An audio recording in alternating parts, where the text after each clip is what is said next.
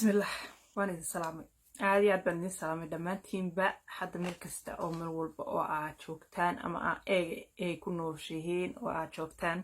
shooyinta igu xidhan aad iyo aad baan idin salaamaya dhammaantiinba khayr iyo bashbash iyo barwaaqo ayaan idin soo rajay waxay dhagahaas iga soo baxay yaa waaba yaab waxaan si dhagaha yaal aad baan idin salaamaya dhammaantiinba horta runtii aad baan idin salaamaya waxaan doonayay inaan la qaybsado qisooyinkii aan la qaybsan jiray qiso kamid ah ayaan doonayay in la qaybsado qisada waxa ay soo dirtay inaan aad iyo aad u daayar oo imika ku nool waqti xaadirkan Afrika ku nool in waxaan doonayaa oo aan idinka codsanayaa qisada marka aan dhamayno inaan mataqaanaa inanta yar gacan igala geysataan oo ila caawisan because waa inan yar oo dhibaataysan oo u baahan in la caawiyo sadana qaybta koowaad iyo qaybta labaad baan inooga dhigayaa insha Allah day qof bilaaadana iyo inan walaasheenana runtii marka ay dhamaato waan ku caawin doonaa anuna caawimada qaybteedan ka gaarsiisan doonaa inta dadahe mataqaanaa aan garanayno runtii waxaan uga qaadi karo waan uga qaadayaa marka inaynu caawino ayaan isku daynaa insha Allah markaynu dhamayno qisada saambay ku bilowmisay qisadan inantan yada ay soo dirtay oo la soo xidhay waa inanta ay dhibaatada ku dhacday weeyaan oo isu gudbisay waxay tiri waxaan ku noolaa wadankii hooyo way ku noolaa Soomaaliya ku noolaa inan daayir bay ahayd marka ay mataqaanaa gabadhu soo kaxaysatay waxay ahayd 16 jir bay ahayd marka ay hooyadii family-geeda ay gabadhu ka soo kaxaysatay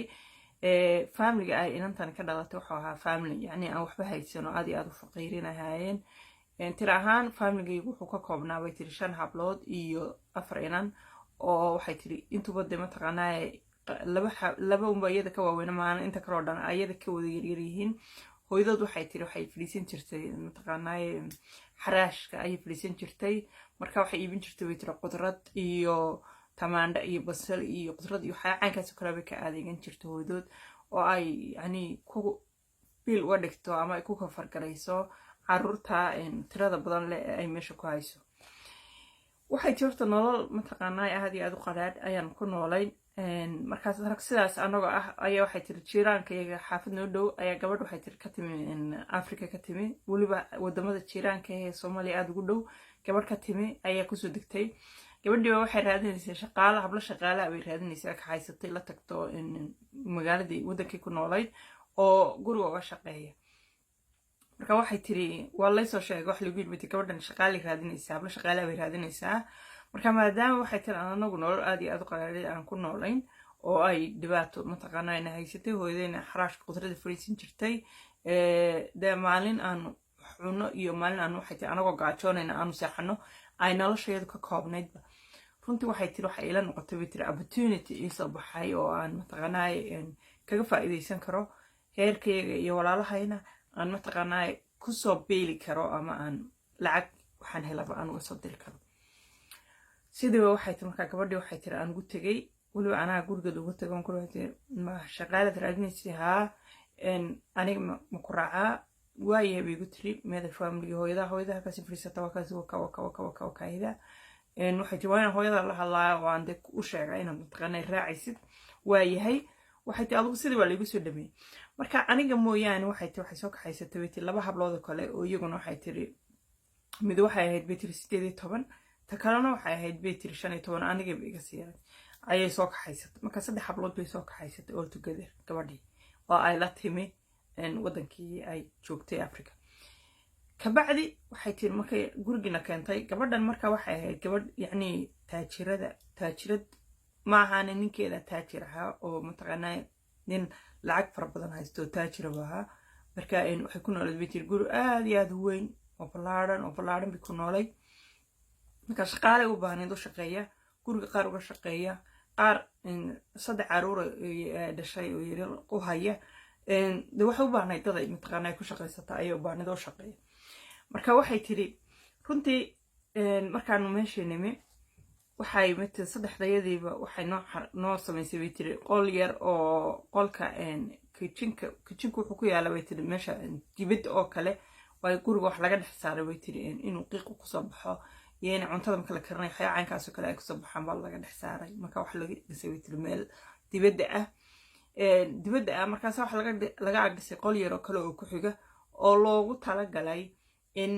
dadka shaqaalaha iyo jaariyadaha iyo waxyaabo caynkaasoo kale ahayd na ay qolkaas seexdaan oo aanay guriga soo dhex gelinin ayaa loogu talagalay. marka waxay tiri qolkii yaraa ee dibadda laga dhisay ayaa waxay tiri aniga iyo saddexdii hablooda kaleba 3 furaash nolol kala dhigay. qolkaaba waxay ku noolaan markaan hawsha dhamayno bay tiri cuntadan karinayno iyo hawsha guriga iyo waxaas dhan ka dhamayno alleys qolkayga ayar baan tagi jirnay 3 furaash baan ku seexan jirnay saddexdayadaba. marka waxay tiri nolol saa u sii ridan oo aan guri ku qabnay ma jirto dee inaan shaqayno laakiin bishu markay dhamaato ayaa waxay tiri dee biilkayga yar ay nagula heshiisay aan siin jirta. biilkaaga yar ayna siiso ayaa waxay tiri aniguna hooyaday u diri jiray in hablahan kalena ay dee faamiliyadoodii iyo hooyadoodii waxa ay u kala dardiri jireen ku caawin jireen ku beeli jireen. laakiin naagta guriga leh gabadha guriga leh waxay ahayd bay tiri naag xun oo kibirtay bay ahayd. waxay tiri waxay doontay nagula hadli jirtay wayna gumaysan jirtay say doontay noola dhaqmi jirtay yacni hadalkay doontay noo odhan jirtay waa adag gumaysi caadi ah ayay waxay tiri ay nagula dhaqmaysay oo ay nagu watay runtii. waxay tiri markaa guriga waxay tiri badanaa 2 hablood ba guriga ku qornaa bay tiri oo guriga soo dhex geli jiray guriga shaqayn jiray midna waxay tiri dibadda iyo gardenka iyo mataqaanaa kitchenka iyo meelahaas bay ku qornayd bitii ka shaqayn jirtay. marka waan isweydaaran jirnay maanta 2 hadii guriga shaqayso beritoole mid ba gardenka dibadda joogaysa kitchenka shaqaynaysa saas ma isku weydaaran jirnay bay tiri annagaas si waxay tiri isbedbedeli jirnay. marka waxay tiri ninkeeda guriga jooga ayaa waxay tiri wuxuu ahaa way tiri nin aad iyo aad u indha dhaadheer oo edab daran oo waxay tiri dee nin kibray oo lacag leh oo mataqaanaa wuxuu sameynaya aan iskala garanayn oo adigu waxaan ku tilmaamo dee ma garanayaba dee nin wuxuu ahaa xun aad u xun buu ahaa ninkaas. ayaa waxay tiri hablaha maalinba midii waxay tiri guriga gashay guriga shaqaynaysa markuu arko waxay tiri koluu dabada ku dhago koluu waxay tiri tuujiyo koluu tuuro koluu halkan koluu wax ku sameeyo waxay tiri hablaha dhibaato aad u weyn bay ku qabeen. haddana iyagoo dhibaatada ku qaba ayaa haddana waxay islahaayeen shaqadiina iyo lacagtiina halwis karaynina iska aamus oo way aamusnaan bay tiri laakiin saddexdeeda hablood waan isoogan bay tiri wuxuu nagu sameynaya waan isu sheegaynay bay tiri maalin walba muxuu kugu sameeyay waxaas igu sameeyay dad waxaan ahayn bay tiri oga sheekaysanayaan oo marka waxay tiri nin aad iyo aad u fara dhaadheer oo edab daran baa ahaa ninkaasi. waxbayaan hadal idinku daalinin gabadhanna waxay ahayd gabadh kibirtay oo sanka ka hadlaysa bay ahayd oo lacagta intay baalmarto meel ay marayso iskala garan weyday bay ahayd oo garan weyday waxaan hablahan meesha ku fadhiyo waa hablo yaryar oo caar ah adaa soo kaxaystay waa human being waa xaquuqi xaq bay leeyihiin hablaha hoos way garan weyday xitaa weeyaan. marka waxay tiri sidoo ahayn ayaa waxay tiri maalmaha ka mid waxay tiri ninkeedu iyada oo mataqaanaa maqan badanaa inta badan faraha badan waxay tiri gelinka dambe ayay bixi jirtay way tiri naagay raaci jirtay dee waxa la geyn jiray koofeer iyo meel xina loogu soo mariyay meelahaas la geyn jiray way tiri naagaas raaci jiray bixi jirtay. marka guriga gelinka dambe isaga waxay tiri kusoo beegmi jiray guriga joogi jiray. waxay guriga anagoo joogna way tiri oo mataqaanaa ka shaqaynayna inta guriga ka shaqaynayna ayay waxay tiri dee ii yeeray inantii kale ku yiri ordo maxay tahay oo bax dibadda oo bax iyadaan la hadlaya. marka inantii kale dee waxay hadal kuma soo celin karto waa ninkii dhammaay guriga lahaa moogtay haddii hadal ku soo celiso la hadasho tarabal bay gelisay ama shaqadu ka eriyay hadda moogtay. marka waxay tiri waa inay maqasho marka dibadda u baxday dibadda markay baxday way tiri anigu igu soo dhagay dee waxay tiri intuu ii jeeday qolkay geliyay way faraxumeeyay wuxuu doonay igu sameeyay way tiri. marka waxay tiri ana ooyaya ka soo baxay qolkii ablay baan u tagay waxay tiri fresh baan ku dhacay maxaa ablay waxay yiri maxaa kuu sameeyay waan aamusay bay tiri cidna uma sheegin shibaan waxaan ku dhibay tiri waxba ablay waxbaan kaga baxay. marka ablay hore iska kay fahmeen inuu wax igu soo sameeyay soo faraxumeeyay ablay iska fahmeen waan iska aamusay. waxay tiri sidii ugu fara duubnaa waxay tiri sidii ugu ooyayay waxay tiri sidii saska ugu qabay aan sidii ninkiisa ga ilaalinayay ayaa waxay tiri uur igu soo baxaan uur yeeshay uur markaan yeeshay ayaa waxay tiri aan waxay tiri matagay aan xanuunsaday aan silcay aan balanbalay oo aan waxay tiri shaqayn kari waayay oo waxay tiri dharar ku saaga qabtay oo waxaan ayaan hablihii ku dhibay wax xanuunsanaya caadimi wax xanuunsanaya. kabacdina waxay igu tiri bay tiri intii way igu tiri hablaha mid kamid ah muxuu ninku kugu sameeyay. marka waxaan ku dhibay tiri waxaas igu sameeyay oo amaadba mataqaanaa marka aad uur leedahay ayaad mid soo baadhi.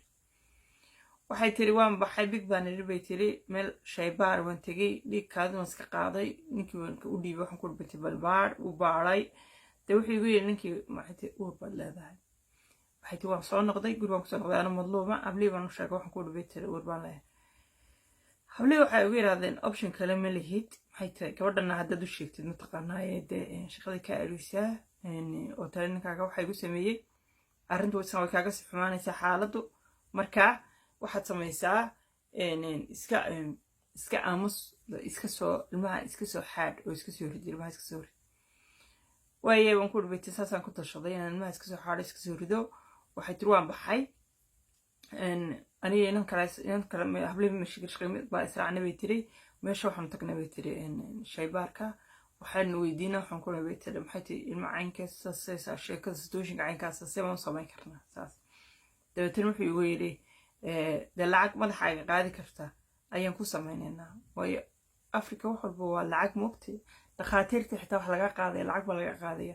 marka waxay ku yidhahan lacag baan dee aanu kaaga soo mataqaan samaynayna marka lacagta caynkaasa keena anna lacagtii waxay tii gacanteeda kuma jirin lacagna manaysamati lacagta ilay siiyaan biilka bishi qaatana de waxay tii anigan waxay tiri herkeyga u diriyay hooyada iyo herkii u diriyay islaafinaya maan haysamati lacagba marka waxay tiri waan soo noqday waxaan ku dhibaytay ma haysta lacagta dabeetana wuxuu yiri tiri adoo wax kuma samayn karno dee hadaan haysan lacagta lagaaga soo ridayo wax kuma samayn karno dabeetana waan iska soo baxay waan iska soo noqday adoo calaa kulli xaal guriga waxay tisan dhex joogan sidii waxaan xanuunsanaya naagta waxay tisan kay gelisay naagtan maxaa hayo ila jiiftaa naagtan maxay la xanuunsanaysaa san la tahay naagtan maxay caynka la tahay naagtan san maxay la tahay ay si ay ugu haysibitay si ay bahdilisay si ay caayisibitay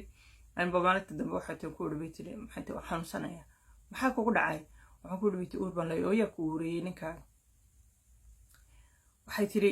saasan bay waxay tintay soo qabatay halka madaxa xagga dambe soo qotay si ay jiido ganjeelada bay furtay dibadii saas ay tuurtay laba dirac shiidi iyo wax yar oo waxay tiri dibad yaalay qolka yar yaaleen intay soo qaaday waxay tiri iga soo daba tuurtay baakin way xirato waxay dib dib u dambeysa aragaaga yimeela taagantahay kuma arki karo dhaaf gurigeyga ayaa taasaad keenta nama maantaad keenta intay dib jirta waa shimaanada ay guriga ilaaliyeentii ku kufsanaataan ninkaaga ay kufsan soconayaa waskhadii u erid sidii igu erid waa iska baxay sidii waxay shaqalaanina igu dhacday silicii adduunka oo dhan baa i dhamaaday waa iska tegay bay tiri gidaar baa iska fadhiistay meel xitaa seexda ma haysto ciidan u taga ma haysto dalka cid ka garan maayo iyada heerkayga iga soo kaxaysatay oo mataqaana ay soo kaxaysay cid aan mataqaana u gurmado ma garanayo meel cidla oo bannaan baan iska fadhiistay bay tiri durucdeedii shiidkaa way tiri midna barkaday midna aan hawaday de silicii adduunka ayaa waxay tiri halkaa igu dhammaaday bal ka warran inan yar oo uur leh oo heerkoodii laga soo kaxaystay oo waddan shisheeye la keensaday oo mataqaanaa dibadda loo tuuray oo meelay seexata aan haysanin oo gidaar cidlaa seexanaysa oon shilin lacaga gacanta ku haysanin oo waliba munaafaqadaasoo dhani ninkeedii uu ku sameeyey ka sheekee munaafaqadaasoo dhan yaa sameeyey ninkeeda ayaa sameeyey oo inanta yar fara xumeeyey isagaa uuriyey dhibaatadoo dhan sagaa leh isagii lamay hadal isagii waxuma weydiin kumay odhan madaa inanta waxaa ku sameeyey kumay odhanin laakiin inantii yarayd ay soo kaxaysatay ayay dibadda u tuurtay ay tirbax yacni waa dulmigii ugu weynaa weeyaan ballantaa yar maxay samaysay sidee bay u umulaysa sidee bay ilmaha madibaddaa iyadoo jiiftay ilma ur ay wadi kartaa madibaddaa iyadoo jiiftay dibadda ay ku dhali kartaa maxay samayn kartaa bal dulmiga intaa leg ilaah baan idinku dhaashay eega naagtaas ma nasnaasinaysaa naagta waxaa samaysay iyada og ma nasnaasinaysaa ay weliba u sheegtay ku tiri ninkaaga waxay gu samey bal miyay hubsato bal miyay dhakhtar u dirto bal miyay baadho bal miyay ogaato ninkeeda inuu waxaan sameeyeen kale bal miyay dulmigii iska leexiso maanta anigu waa noolahay oo nolol fiican baa ku jira dadka looma bakti waso